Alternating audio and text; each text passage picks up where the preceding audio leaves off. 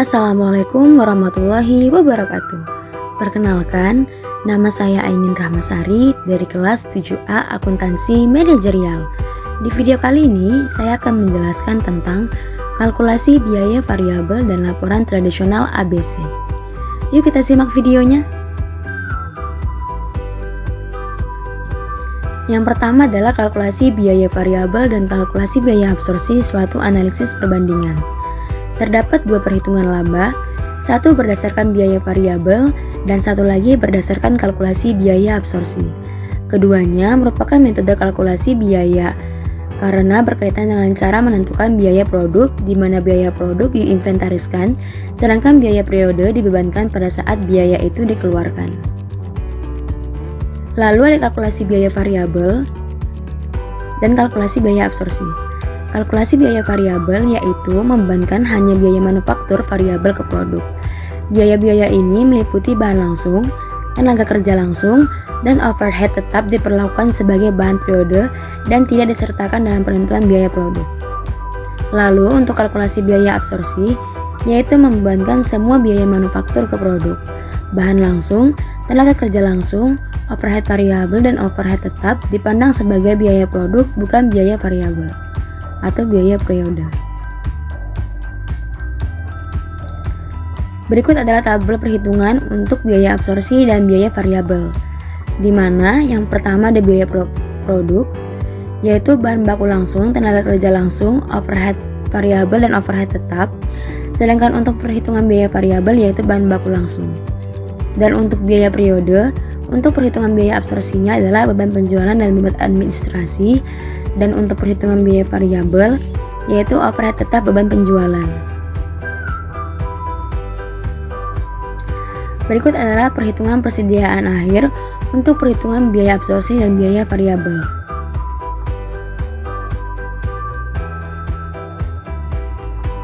Lalu ada laporan laba rugi, analisa dan rekonsiliasi.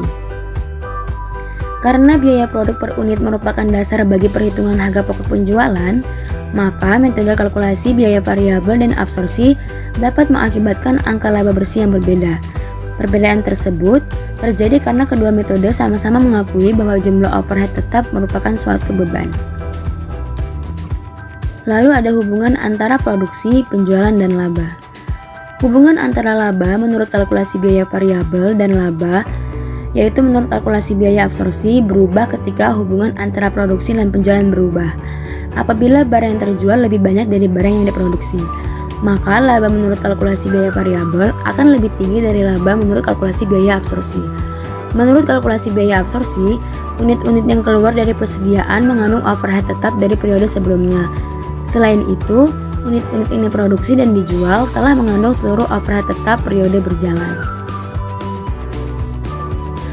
Apabila produksi lebih besar dari penjualan, maka persediaan meningkat. Dan apabila produksi lebih kecil dari penjualan, maka persediaan berkurang.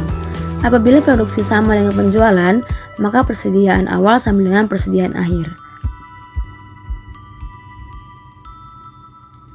Lalu ada pengakuan overhead pabrik tetap pada kalkulasi biaya absorpsi.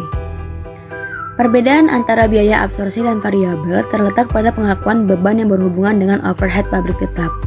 Menurut kalkulasi biaya absorpsi, overhead pabrik tetap harus dibebankan ke unit yang diproduksi. Selanjutnya kalkulasi biaya variabel dan pelaporan segmen. Manfaat kalkulasi biaya variabel untuk evaluasi telah meluas dari sekedar pengevaluasian manajer. Manajer harus mampu mengevaluasi berbagai aktivitas yang menjadi tanggung jawab mereka. Misalnya, manajer harus terus-menerus mengevaluasi kontribusi laba dari pabrik, lini pabrik, dan wilayah penjualan. Pemisahan biaya tetap dan variabel pada kalkulasi biaya variabel adalah penting bagi evaluasi yang akurat. Makna implisit dari suatu evaluasi adalah keputusan saling terkait, apakah meneruskan atau menghentikan operasi suatu pabrik atau meneruskan atau menghentikan suatu lini produk tanpa adanya perbedaan biaya tetap dan variabel. Evaluasi terhadap biaya berbagai aktivitas berorientasi laba dan keputusan yang dihasilkan mungkin menyesatkan. Untuk mengevaluasi berbagai aktivitas yang berbeda dalam suatu perusahaan, seorang manajer membutuhkan lebih dari sekedar ikhtisar informasi yang terdapat dalam laporan laba rugi. Sebagai contoh, perusahaan beberapa divisi beroperasi di berbagai pasar yang berbeda. Manajernya tentu ingin tahu bagaimana profitabilitas masing-masing divisi. Pengetahuan ini barangkali dapat menciptakan laba keseluruhan yang lebih besar melalui penghapusan divisi yang tidak menguntungkan, pemberian perhatian khusus kepada divisi-divisi bermasalah, pengalokasian dana tambahan untuk divisi-divisi yang lebih menguntungkan, dan seterusnya. Selanjutnya ada biaya tetap umum, yaitu disebabkan oleh dua lebih atau lebih segmen. Beban ini kerap kali muncul bahkan apabila salah satu segmen dihapus. Biaya tetap yang merupakan biaya tetap langsung pada suatu segmen mungkin dapat menjadi biaya tetap tak langsung atau umum pada pabrik lain. Selanjutnya adalah biaya tetap langsung, adalah beban yang tetap secara langsung dapat ditelusuri ke suatu segmen, atau biasa disebut beban tetap yang dapat dihindari, karena beban ini akan hilang apabila segmen ditutup atau dihapus. Beban tetap ini disebabkan oleh eksistensi segmen itu sendiri. Lalu ada segmen margin, yaitu suatu segmen harus mampu menutup paling tidak biaya variabel dan biaya tetap langsung.